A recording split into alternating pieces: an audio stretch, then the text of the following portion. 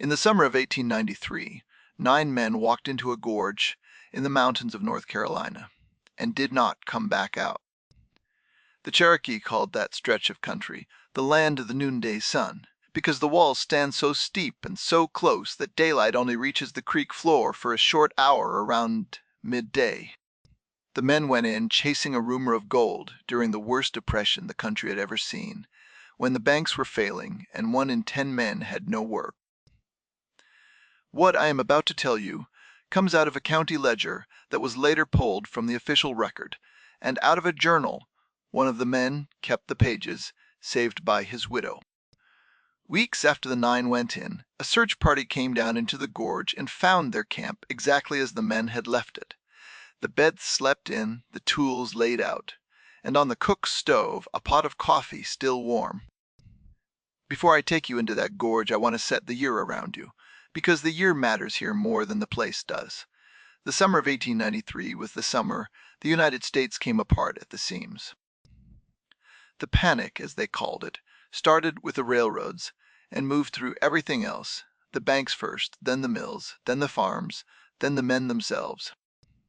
More than 1 in 10 working men sat without wages for the better part of 4 years, and in the mountain counties the number ran higher because there was less work to lose in the first place. A man could walk the length of a county road in those months and pass houses where the father had gone west, or gone into the hills, or simply gone, and the woman left behind wouldn't say where because she didn't know. That's the country the 9 walked out of. They weren't adventurers, and they weren't fools. They were men whose accounts sat empty and whose children were hungry, and when a rumor of gold starts moving through a county like that, it doesn't sound like greed. It sounds like the last door in the house, and a man will walk through it with his boots on and his eyes open, even when the door opens onto country that the old people tell you to stay out of. Now, before we go any further, look down at the description of this video and the pinned comment at the top. There's a link there to something I put together called the Appalachian Dossier. It's a collection of accounts that were quietly erased from official American records between 1843 and 1891. Reports filed by sheriffs and surveyors and army officers and country doctors. Reports that were burned or locked away or written over by men who decided the public should never read them. I gathered them. They are waiting for you. Go look when the story is done, or go look now and come back. We will be here. The place the 9 walked into wasn't a national forest in 1893, because the national forest wouldn't be drawn around that country for another 27 years. It was just the Nantahala, a word the Cherokee had given it, Nantahala, which the old people translated as the sun between them, or the land of the noonday sun. The walls of the gorge rise so close together that the floor sits in shadow for all but an hour around noon, and after that the light climbs back up the rock, and the creek goes dark again. A man standing on the floor of that gorge at 3 in the afternoon can't see the sky without tilting his head all the way back. It's a place that takes the light and holds it for a short time and then gives it back, and the 9 walked into it in the last week of June, when the days were longest and the heat sat heavy in the bottom. I want you to know who they were before I tell you what happened to them, because the weight of this account is in the names. The records give us 9, and the journal gives us most of them in their own hand, written the way a careful man writes down the men he is taking into rough country, so that if the camp is found and he is not, someone will know who to tell. Harlan Toomey was the crew boss, and the journal calls him that. The boss. More often than it calls him by name. He was 44, tall and narrow through the shoulders, with a long sunburnt face. And a beard he kept short with a straight razor every Sunday, whether the camp had hot water or not. He had run a section gang on the railroad out of Knoxville until the line cut its crews in the spring of 1893, and after that he did not have work, and after that he did not have much to say. He did not drink, he did not lie. The men who had worked under him said you could tell Harlan was angry only because he got quieter, never louder. And if he told you the creek would freeze on Tuesday, you set your pack accordingly. Emmett Saylor was the guide, and the reason the 9 had him was that he was the only one among them who had been into the upper gorge and come out again. He was 38, short and broad through the chest, with a bad left knee from a logging fall that had never set right, and that he carried with a slight drag on the downhill. He was half Cherokee, raised in the valley town country below the gorge, and he knew that country the way other men know the rooms of their own house, where the floor dropped without warning, where the creek cut under the rock, where a man could get down but couldn't get back up. Cornelius Vane was the oldest at 51. A man who had worked the California fields 20 years gone and come home to the Appalachians with less than he left with.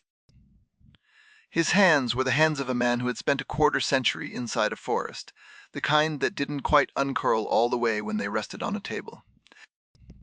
The younger men called him Corn, and he let them, and he didn't talk much about California, because the parts worth talking about are the parts a man does not talk about.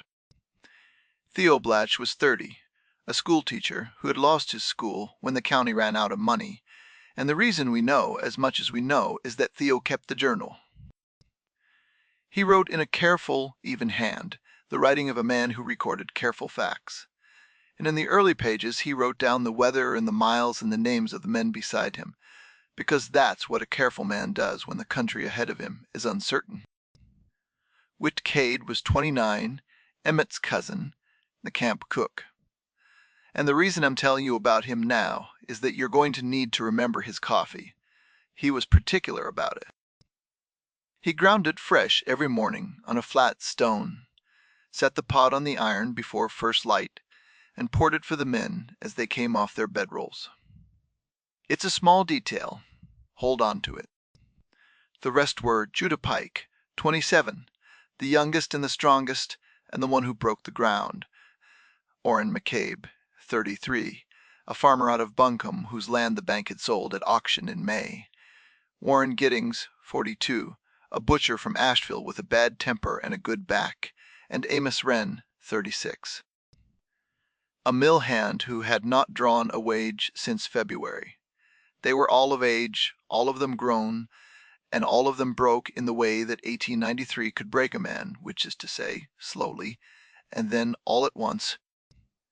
Before the 9 went into the upper gorge, Emmett brought them down through the valley town to ask an old man about the country ahead. This is the part of the account that the journal treats as ordinary, and it is the part I want you to treat as anything but. Emmett's respect for the old man is written into every line, and Emmett was not a man who gave his respect easily. The elder's name, as Emmett wrote it in his own blunt hand, was Wyatt, and I will use it the way Emmett used it, with the understanding that a name written down by a white man in 1893 is a name filtered through a stranger's ear. Wyatt was old in a way that made the years of other men look short. The journal records his face and his one good eye and the way he sat with his back set against the wall of his house, as though a man who has lived that long does not turn his back to any opening. You should know something about Wyatt before I give you his warning, because the weight of the warning depends on the weight of the man. He had walked the upper gorge as a boy. He had trapped it through seasons when no one else would go in. He knew where the creek cut under the rock, and where the floor dropped without warning, and the names the old people used for the places inside the walls that the maps never carried. When a man like that tells you to stay out of a piece of country, the question is not whether you believe him. The question is whether you can afford to. He did not tell them to stay out. He told them not to stay past the 3rd night. He told them not to sleep with their boots off. He told them to keep a low fire burning through the dark hours, not for the cold, but for the dark itself. The journal records each of these as a plain instruction, the way Emmett wrote them, and it records that Emmett asked the old man what was in the gorge that made the rules necessary. Wyatt did not answer the question. He looked at Emmett with his one good eye for a long time, the way a man looks at someone he has decided not to explain a thing to, and then he said that some places do not need a thing in them to be dangerous, that the place itself is the thing. in that a man who has lived, as long as he has learned to stop naming what he would not go near, a man who refuses to name a danger is not a man without an answer. He is a man who has decided that saying the name out loud does a kind of work he does not want done. And then he said one more thing to Emmett. Lo, that Emmett did not write down for 2 full days, because he was not sure he had heard it right, and he did not want to write a thing down wrong. The animals told the story before the men did. Emmett's mule, an animal that had carried him through 3 states without once balking, planted its feet at the mouth of the gorge and would not go forward, and when Whit tried to lead it, it pulled back hard enough to pull the lead out of his hand. The dog that had followed the party out of Andrews, a yellow cur nobody had invited, and nobody had the heart to turn away, sat down at the tree line and would not enter. It backed away from the mouth of the gorge, without looking away, the way a dog does when something on the other side of a line is worth keeping your eyes on. The men laughed about the dog. Emmett didn't laugh. Emmett wrote both animals into the journal that night, the mule and the cur, in 2 short lines, and he did not write anything else. Harlan listened to the old man, and he thanked him, and he went in anyway. The money was gone. The farm was gone. The winter was coming, and a warning, however it was given, does not feed children and does not hold a roof. I want you to hold that too, because the thing that sends men into country they have been warned against is not courage, and it is not foolishness. It is the math of a broke year, and the math does not care what the old people say. They went down into the gorge on the last day of June, and the journal opens that day with the weather, clear and hot, and the mile mark, and the names, because Theo wrote the way a schoolteacher writes, with the facts first and the feeling buried under them. The trail dropped off the rim in a series of switchbacks cut into the red clay, and by the time they reached the floor, the sun was a thin strip across the top of the walls, and the creek ran cold and fast over white gravel. There's a particular kind of silence that lives inside a deep gorge. It's not the silence of an empty room or a quiet street at night. This is older than that. It presses against you. It fills your ears in a way that makes you aware, uncomfortably aware, of your own heartbeat and of the small sounds your own body makes that you do not usually hear. Theo wrote that the country was quiet, and then he wrote it again on the next line. And a man who writes a thing twice in a careful journal is a man who has noticed that the word he used the first time was not enough.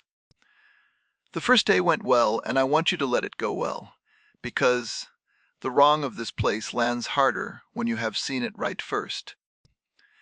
They found a flat bench of ground above the creek, wide enough for the tents and the cook line and the sluice, and they set the camp before the light left the floor. Whit built his cook fire and set the coffee, and the men ate, and Theo opened the journal and wrote the date and the weather and the word color in the margin, which is the word prospectors use for the gold they are after, the flour gold that runs in the gravel of a creek, like that. They found it the first afternoon. It wasn't much, but it was real. Fine flour, gold in the creek, gravel, caught in the riffles of the sluice box, enough to tell them the rumor was not nothing. Harlan called it a good start, and he said it the way he said everything, quiet and flat. And the men took it as praise, because from Harlan, that was praise. That evening Whit set the coffee the way he liked it, strong enough to stand a spoon in, and Judah held up a flake of the flour gold between his wet fingers, and said it wasn't enough to buy a round in Andrews. But it was enough to keep a man digging, and the men laughed. The kind of tired laugh a man gives when he has been broke long enough that a little color feels like a reprieve. It's the only place in the journal where the men sound like men at ease, and I want you to hear it because the ease is the thing the gorge takes from them first, before it takes anything else. Then the small wrongs began, and each one was small enough to explain away, which is the danger of a place like this, because a man will explain away a dozen small wrongs before he admits one large one. The mule would not drink from the creek. They walked him a 1/4 mile upstream to a seep spring, and he drank there, and Harlan told himself the creek water was cold, and the animal was just being an animal, and he wrote nothing about it, because a man explains a thing to himself so that he will not have to write it down. That first night the fire would not stay lit in the usual way.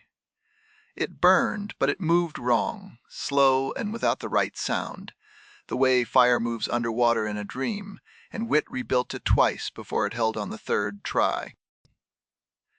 Nobody said a word about it at the time.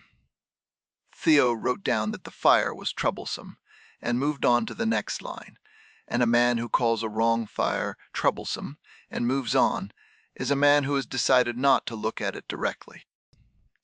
The light went out of the gorge too early and too fast, and in the dark the walls seemed closer than they had measured them in the day, and the creek sounded louder than a creek of that size should sound.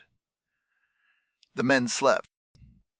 The fire held, low the way Wyatt had told them to keep it, though none of them would have said they were keeping it for the reason the old man gave. They named the creek themselves, because the maps did not carry it, and a creek a man means to work is a creek he has to call something. They called it Calf Killer, after the way it narrowed and dropped at the lower end, where the walls closed in the kind of drop that would take a calf and not give it back. The name went into the journal on the second morning, in Theo's hand, and it stayed in the account after the men were gone, which is the only part of them the gorge did not take. The work was good for 2 days, and I want you to sit inside that goodness, because the men did. The color held. Orrin and Judah worked the sluice in the creek, while Harlan and Corn walked the upstream cuts, reading the gravel the way a timber cruiser reads a stand of trees, looking for where the heavy water had sorted the heavy ground. Theo kept the journal in the evenings, the writing steady and even, and Whit ground his coffee and poured it at first light, and for 2 days the camp ran the way a camp is supposed to run. The elder had told them not to stay past the third night, and the third night passed, and nothing happened, and the nothing is the thing I want you to watch. Harlan took that nothing as proof that the warning was old man caution, the kind of thing a man says because the country he knew as a boy is not the country he is too old to walk into now. The men settled deeper into the work, and the settling is where the trouble began, because a man who has decided he is safe stops watching for the thing that would tell him he is not. On the fourth afternoon the west wall let go. A sheet of rock came off the face without warning, not a fall of loose stone, but a clean break of solid shelf. And it came down across the sluice box, and the tools, and the stretch of creek where Judah had been kneeling 10 minutes before. Judah wasn't hit. He was standing upstream getting a drink when it came down, and the difference between Judah alive and Judah under that rock was the length of time it takes a man to get thirsty. They dug out the box, they pulled the tools free, and they counted it as luck. And luck is the word a man uses when he does not want to use the word warning. After the slide, the handwriting in the journal changes, and this is the part of the manuscript I want you to hold because the document tells you what the man will not. Up until the slide, the writing had been steady and even, the writing of a careful man, recording careful facts. After the slide, the letters lean forward as if the pen were being pushed by a hand that had begun to hurry, and the lines run a little crooked, as if the writer could not quite hold himself still. Theo does not say why. He does not need to. A man whose careful handwriting starts to hurry is a man whose hands know something. His head is not admitted yet, and the hands will tell you first, every time. By the 5th morning the animals were gone, and the going of them is the first thing in this account that cannot be explained by the terrain. The mule broke his lead in the night, which a mule does not do unless something has him moving before he is awake, and he was found at the mouth of the gorge in the morning, headed downhill the wrong way, away from the camp and away from the creek. The yellow cur did not come back at all. Emmett wrote both into the journal in his own hand, in 2 lines separate from Theo's entries. And a man who keeps his own count alongside the official count is a man who has stopped trusting the official version of things. The creek changed on the 5th day, and the change is the detail I keep coming back to. because it is the one that sounds like a thing a man would make up, and is not. The color stopped, not thinned out, not trailed off, but stopped on a line drawn straight across the creek, as though someone had ruled it. Above the line, flower gold in the gravel. Below it nothing, clean gravel, creek sand without a fleck. Harlan walked that line 3 times upstream and back, and it was straight, and it was clean, and it did not follow the rock or the bend of the channel. A creek does not sort its gold on a straight line that ignores the geology under it. Harlan knew that, and Korn knew that. Nobody said it. Stop me here for a second, because I want you to remember who these men were before the country started taking them apart.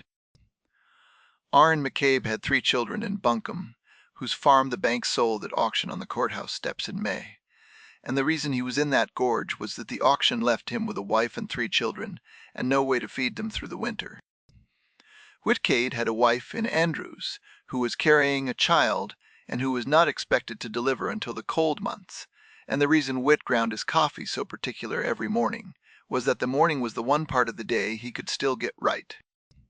These were not men chasing a dream. They were men with people waiting, who had taken the only door the year left open, and the door had closed behind them. On the 6th night, Orrin woke up standing on the creek bank in the dark, on his feet, outside his tent, with no memory of having gotten up. His boots were on. He had not slept with his boots on. He had laced them in his sleep, or someone had, and the laces were pulled tight the way a man pulls them when he means to walk, not the way a man pulls them when he is thrashing in a dream. He did not tell Harlan. He told Emmett. Emmett wrote it down in one line, and then he began a second line under it that he did not finish that night. The start of something he was not yet ready to put into words, and it would be 2 more days before he found them. Before we go any further, this story is being told to you by the fear behind you. If you've made it this far without subscribing, tap that button now. And if you're hearing this on a channel that isn't ours, someone has taken our work without permission, and we would be grateful if you reported it for us. Now, back to the camp. On the 7th morning, Emmett tried to walk them out, and he could not. The trail they had cut in on the first day was still there. The switchbacks in the red clay, the broken brush where the mule had pushed through, all of it still there, but it did not lead where it had led. He walked it for 4 hours downstream, the way a man walks a trail he knows, and at the end of the 4 hours he came back into the camp from the lower end, from the direction of the calf killer drop, and he had not turned around. A trail that a man walks in one direction, and that brings him back to where he started, is not a trail. It is a thing the country is doing to him, and Emmett knew it, and he sat down on the bench beside the sluice, and he did not say anything for a long time. What I have from here forward is the journal, and the journal gets shorter, and the shortness of it is the loudest part. The 7th, 8th, and 9th days come to us out of Theo's hand and Emmett's, and the 2 hands tell the same story in 2 different temperatures. Theo's getting quieter and Emmett's getting blunter, and the place where they meet is the place the account ends. Theo's entries grow shorter as the days go. The careful facts give way to single lines, the date, the weather, 1 observation, and no more. He stops recording the gold entirely after the 7th day, which is the thing a man does when the gold has stopped being the point, and he has not yet found the words for what the point has become. The handwriting stays hurried, the letters leaning forward, and a man whose writing leans forward is a man leaning towards something, or away from it, and the journal does not say which. This is the part of the manuscript where Theo stops pretending. Things are fine. The way he stops is the way a careful man stops, which is to say he writes down a good thing and asks to be allowed to remember it. On the morning of the 9th day he wrote that Whit's coffee was good that morning, strong and hot, and that he was writing it down because a man wants to remember a good thing. He does not say what he is afraid of forgetting. He does not need to. A man who writes down that the coffee was good because he wants to remember a good thing is a man who does not expect to be remembering anything for long, and the journal will not let him pretend otherwise. Emmett's last entry is in his own hand, and it is the plainest thing in the whole manuscript.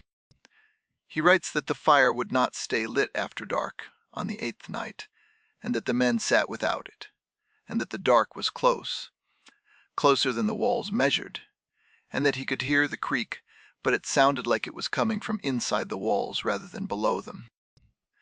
Then he writes one line that I will give you the way he wrote it. Wyatt told us not to stay past the 3rd night. We are past the 9th. I do not think we are getting out.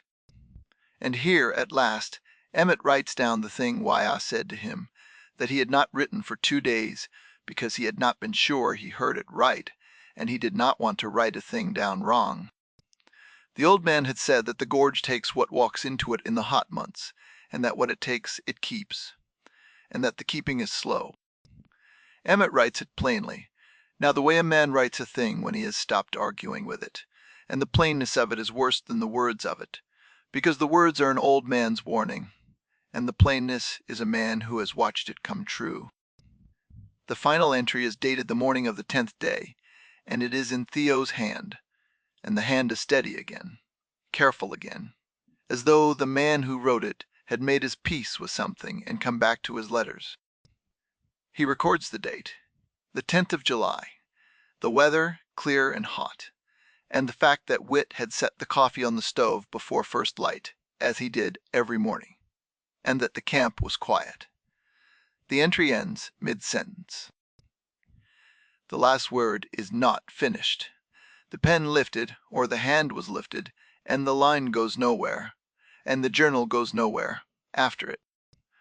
3 weeks after the 9 went in, Emmett's wife walked into the sheriff's office in Andrews, because Emmett had told her in his last letter that he would be out by the 2nd week of July.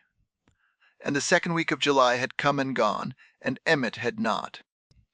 The sheriff was a man named Hollis Acker, 49, who had ridden the Nantahala country for 20 years, and who had pulled more than one body out of the gorge creeks in his time. He put together a party of 6, and went in by the route Emmett had described in that last letter home, and he went in slow, because a man who has ridden that country for 20 years knows that the gorge does not hurry for anyone, and that the men who hurry in it do not come out. You should know something about Acker before I give you what he found, because the weight of his report depends on the weight of the man. He had found lost men before, alive and not. He had read the camps of men who ran from a bear, and the camps of men who ran from each other, and he knew the difference between a camp that had been left in a hurry and a camp that had been left in peace, the way a butcher knows the difference between a cut of meat and a wound. When a man like that writes that a camp was undisturbed, he means something specific by it, and he means it because he has seen the other thing enough times to know the contrast. They found the camp on the flat bench above Calfkiller Creek, and it was exactly where Emmett's letter said it would be. The tents were standing. The beds were slept in, the blankets thrown back the way a man throws them when he has just gotten up, not the way a man throws them when he is running. The sluice box was set in the creek, the riffles still clean. The tools were laid out on a tarp by the cook line, ordered, each one in its place. The mule was gone, and the dog was gone, and the men were gone, and that's the full inventory of what was missing. What was still there told its own story, and the story it told was the one Acker could not fit into a county report. The men's personal things were in the tents, the razors and the spare socks, and the letters from home folded inside the bedrolls, the kind of things a man takes with him when he means to leave, and leaves behind when he does not mean to. Harlan's straight razor sat open on his bedroll, resting on the leather strop, half-stropped, as though the man had set it down in the middle of a stroke. A camp that 9 men have packed up and walked out of does not leave an open razor on a bedroll. A camp that 9 men have been dragged out of shows the dragging. This camp showed neither, and the neither is the thing that sat in Acker's desk for the rest of his life. There was no sign of struggle, no blood on the ground or the blankets, No spent cartridges in the dirt, though there were 9 rifles in the camp and ammunition for all of them, and no tracks leading away from the bench in any direction. Acker walked the perimeter 3 times, widening his circle on each pass, out to the walls and back, and he found nothing that said 9 men had walked off that bench on their own feet. The creek gravel around the camp was unmarked. A camp 9 men leave on foot shows the leaving, in the trampled brush and the broken ground and the drag of a pack, and this camp showed none of it. On the cook stove, the coffee pot was still warm, not cold, not tepid, but warm the way a pot is warm when a man has set it on the iron in the last hour, and the heat has not yet left the metal. Whit had ground the coffee fresh. The grounds were still damp in the flat stone. Still dark. Not dried out the way grounds dry in 3 weeks of summer air. Acker put his hand on the pot and pulled it back, and he stood there a long minute with his hand at his side. And then he wrote the temperature down in his report. In plain language, the way a man writes. A fact he cannot make fit, because a fact you cannot make fit is still a fact. And a man who keeps records for a county writes the fact and leaves the fitting to someone else. Acker's report listed the 9 as lost in the gorge, 'cause undetermined, and the body of it is the kind of plain language a sheriff puts in a county file. He wrote that the camp showed no evidence of foul play or animal attack, and that the party could not be located within the gorge or on its walls. He did not write about the coffee in the filed copy. He wrote about it in a separate note that stayed in his desk until the day he died, because there are facts a man puts in the county file, and facts a man keeps for himself, and the coffee was the second kind. The county ledger took the 9 in the autumn of 1893. In the sheriff's, plain language, lost in the gorge, 'cause undetermined, and that's the line the county kept. Within 2 years the line was struck from the official record, not lost, not misfiled, removed, the way accounts in that part of the country were removed when the men who kept the books decided the public should not read them. And the 9 went from a matter of record to a matter that the record would not hold. What survived did so by accident, the way the true things often do. Theo's journal stayed with his widow, and she gave it to the Circuit Preacher's Church in Andrews, and the pages sat in a box under the pulpit until a deacon found them a generation later, and understood what he was holding. Acker's separate note went with his papers when his widow gave them to the county, and the note about the coffee sat in that box for decades before anyone cross-referenced it with the journal. Emmett's last letter home stayed framed on a wall in Andrews. In the house his wife never left, and the letter is the reason we know the route and the date and the names. The coffee pot came out of the gorge with Acker, and it sat on the porch of his house for the rest of his life, and no one in his family could get him to say what it was or why he kept it, and he never explained it to anyone, and the not explaining is its own kind of record. The gorge kept the 9, the way it keeps the noonday sun, for a short hour and then gone, and the only thing it sent back was a pot of coffee that should have been cold for 3 weeks and was not. I do not know what took them, and I will not give it a name because the account ended, where the account ended, mid-sentence, on the morning of the 10th of July, and a man who carries these stories does not finish them for the sake of finishing. If you're still with me, and I hope you are, tell me in the comments where you're listening from.